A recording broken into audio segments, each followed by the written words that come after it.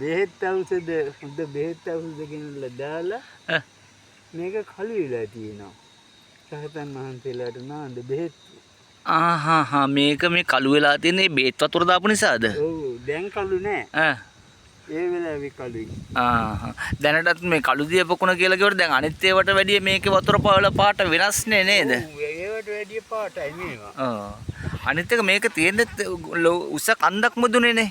ඔව් මේක දැන් සාමාන්‍යයෙන් මෙහෙම කඳු මුදුනේ වැව් තියෙන්නේ නේද? වහින්නේ මේ බලන්නකො ඉන්න මාළු හුඟ.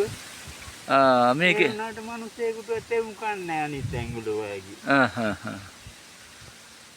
මෙතන තියෙන විශේෂත්වය මොකක්ද එතකොට? මෙතන තියෙන විශේෂත්වය මොකක්ද?